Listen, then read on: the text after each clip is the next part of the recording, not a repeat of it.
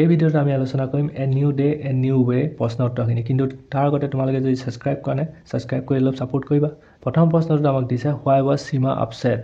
মানে তেওঁ মনত বেয়া কিয় লাগি আছিল উত্তৰটো হৈছে Seema was upset by the information that her salary for this month will be late মানে তাই এই মাহৰ দৰমহা দেৰি হ'ব বুলি শুনি কেনে তাই মনত বেয়া লাগিছিল বিটো আমাক দিছে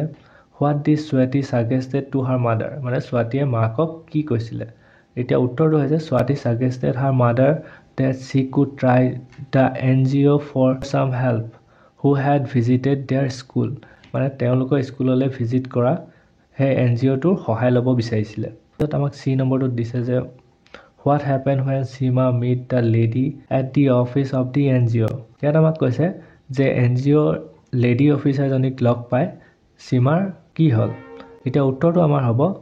when Seema met the lady of the NGO, she talked about her hope of setting up a small business. Then the lady showed her the women who were working there in blue saris and aprons and had brave mother embossed on their dress. The lady also explained to Seema that their NGO was a self-help group. ইয়াত কৈছে যে যেতিয়া Seemaই NGO lady গৰাকীক লগ পালে lady officer গৰাকীক তেওঁ ক'লে যে মোৰ এটা বিজনেছ খোলাৰ আশা আছে তাৰপিছত তেতিয়া লেডি গৰাকীয়ে মানে Seemaক সেই মহিলাসকলক দেখাই দিলে যোনসকলে সেই অফিসত কাম কৰিছিল আৰু কৈছিল যে এটো এটা সেলফ হেল্প গ্ৰুপ তাৰপিছত আমাক ডি2 দিছে what did the women of brave mother do মানে brave mother women মাইকী মানুহখিনিয়ে কি কৰে উত্তৰটো হৈছে the women of brave mother take vocational training in a variety of field like toy making embroidery tailoring culinary art mobile repairing etc later are given loan to start their own business এতিয়া উত্তৰটো হৈছে যে তেওঁলোকে training দিয়ে কেনেকুৱা ধৰণৰ training দিয়ে যে পুতলা বনোৱা বা কাপোৰ সিলোৱা কাপোৰত এমব্ৰইডাৰী কৰা বা culinary art মানে হৈছে খাদ্য বনোৱা বা ৰান্ধনি আৰু মোবাইল ভাল কৰাও হেবু ট্ৰেইনিং দিয়ে আৰু পাছত যেতিয়া নিজে বিজনেছ ষ্টাৰ্ট কৰিবলৈ সেই কাৰণে লোনও দিয়ে তাৰপিছত আমাক ইটোত কৈছে what was Seema interested in doing মানে Seema কি কৰিব বিচাৰিছিল উত্তৰটো হৈছে Seema was interested in doing culinary art মানে ৰন্ধন শিক্ষা শিকিব বিচাৰিছিল তাৰ পিছত F টো দিছে how did the NGO help Seema মানে NGO Seema কেনে ধৰণে সহায় কৰিছিল উত্তৰটো হৈছে the NGO helped Seema by giving the hope of providing a loan with which she can set up her own business and all the problems of her life will be solved এতিয়া আমি উত্তৰটো লিখিলো যে NGO Seema business start কৰিবৰ কাৰণে loan এটা দি সহায় কৰিলে তাৰ পিছত আমাক 2 নম্বৰখিনি দিছে যে ইয়াত কোৱেশ্চন আনসাৰ দিয়া আছে চাৰিটা অপচন দিয়া আছে কোনটো চাৰিটা অপচনৰ ভিতৰত হ'ব হেতু লিখিব লাগে এতিয়া প্ৰথমটো এটো দিছে Seema look at Swati's calm and resolute face এতিয়া অপচনটো হ'ব 4 নম্বৰটো determine and firm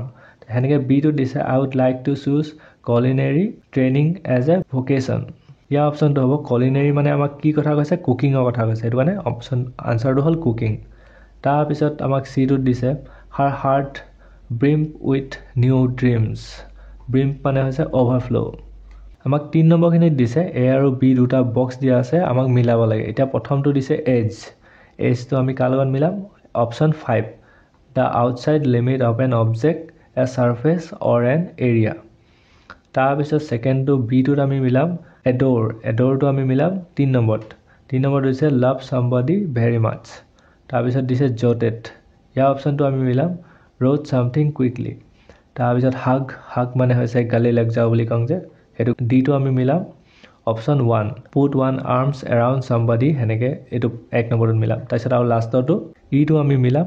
option 4 a raised design on a fabric মানে কাপোৰৰ ডিজাইন বনোৱা এতিয়া তোমালোকে যদি ইমানলৈকে চালা তেনেহলে সাবস্ক্ৰাইব কৰিব নাপাৰিবা যদি তোমালোকে গ্ৰুপত জয়েন হ'ব ইন্টাৰেষ্টেড আছে তোমালোকে কমেন্টত লিংক পাবা জয়েন কৰিব পাৰা বা স্ক্ৰিনত যোনকিটা QR কোড দেখা আছে সেইকিটা তোমালোকে স্ক্যান কৰিও জয়েন কৰিব পাৰা এতিয়া 4 নম্বৰ প্ৰথমটো আমাক দিছে what according to you are good qualities of a good daughter and son এতিয়া প্ৰশ্নটোত আমাক কৈছে যে তোমাৰ মতে এজনী ভাল ছোৱালী বা ভাল ল'ৰাৰ গুণ কি কি এতিয়া আমাৰ তিনটা ইয়াত লিখিছো প্ৰথমটো হৈছে যে মাক দেউতাকক জুনে ৰেসপেক্ট কৰে আৰু 2 নম্বৰ ভাল গুণটো হৈছে টেক কেয়াৰ অফ হিজ পেৰেন্টস মানে মাক দেউতাকক টেক কেয়াৰ কৰে আৰু 3 নম্বৰটো দিছে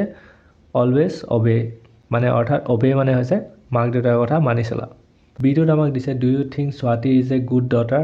why do you think so the solution to the problem is shown মানে ইয়াত তোমাক কৈছে তুমি স্বাতীক এজনী ভাল জীয়েক হিচাপে ভাবানে যদি ভাবা কিয় ইয়াত আমি আনসাৰটো লিখিলো yes I think that Swati is a good daughter কিয় ভাবু হেতু তলত লিখিছো যে I think this way because Swati was concerned about her mother's problem and tried to console her by showing the solution of the problem. Swati was a matured girl who knows how to take responsibility of her mother. মানে আমি তাইক ভাল daughter বুলি ক'ব পাৰো কাৰণ তাই মাকৰ যোনবোৰ প্ৰবলেম আছিল তাৰ কাৰণে চিন্তাও কৰিছিল আৰু সমাধানো উলিয়াই দিছিল আৰু এজনী ডাঙৰ ছোৱালীৰ নিচিনাকৈ তেওঁ ৰেসপন্সিবিলিটি অৰ্থাৎ দায়িত্ব লৈছিল সিটোত আমাক দিছে what are the good qualities do you have that match with Swati মানে স্বাতীৰ যিনখিনি গুণ আছিল তোমাৰ এনেকুৱা কিবা গুণ আছে নেকি যাৰ স্বাতীৰ লগত মিল খায় এটা আমি দুটা লিখিব পাৰো I love my parents like Swati do মানে মই মোৰ মা দেউতাক স্বাতীৰ নিচিনাকৈ ভাল পাওঁ আছে দুই নম্বৰটো দিছে I take care of my parents as Swati মানে মাক দেউতাকক আমি টেক কেয়াৰ কৰো তাৰপিছত আমাক ডিটো দিছে what will you do to become a better son and daughter মানে এজন ভাল পুত্ৰ বা জীয়াৰী হ'বলৈ তুমি কি কৰিবা উত্তৰটোত আমি তিনটা অপচন লিখিছো প্ৰথমটো হৈছে সদায় হসা কথা কম দুই নম্বৰটো হৈছে ৰেসপন্সিবিলিটি লম আৰু তিন নম্বৰটো হৈছে সদায় তেওঁলোকক সুখত ৰাখিম তাৰপিছত আমি পাঁচ নম্বৰখিনি যদি চাও গ্ৰামাৰ দিছে প্ৰিপজিশন বহাব দিছে প্ৰথমটোত দিছে যে Sima was upset dash the information with the information হ'ব তাৰপিছত বিটোত আমাক হেনেকে about হ'ব 3 নম্বৰটোত at হ'ব 4 নম্বৰটোত off 5 নম্বৰটোত দিছে Swati goes to school by bus 6 নম্বৰটোত আমাক দিছে যে আমি কেবা ধৰণৰ এটা বাক্য ক'ব পাৰো ঠিক তেনেকৈ আৰু এই তলত যোনকিটা আনসাৰ কোৱেশ্চন দিছে এই কোৱেশ্চন কিটা আমি কেনেকা ধৰণত ক'ব পাৰো এনে যদি উদাহৰণ হিচাপে লোৱা তেনেকৈ মই ভাত খাই ভাল পাওঁ আমি ভাত খাই মই ভাল পাওঁ হেনেকে উল্টাকেও ক'ব পাৰো হেনেকে ইয়াত যোনকিটা কোৱেশ্চন আনসাৰ দিছে হেগিটাও আমি বেলেগ কিবা ধৰণত ক'ব পাৰো নেকি এনেকে ফাৰ্ষ্টটো দিছে she was very wise for her age ইয়াক আমি এনে ধৰণত লিখিব পাৰো যে she looked so mature আমি wise ৰ জায়গাত mature লিখি দিলো হেনেকে বিটো আমি লিখিম he expired মানে pass expired মানে মানুহ এজন মৰি যোৱা pass মানেও pass away মানে মৰি গল একেটাই বুজায় ঠিক তেনেকৈ আমি c টো লিখিব লাগিব d টো লিখিব লাগিব যদি তোমালোকে ইয়ালৈকে চালা সাবস্ক্ৰাইব কৰিব নাপাহৰিবা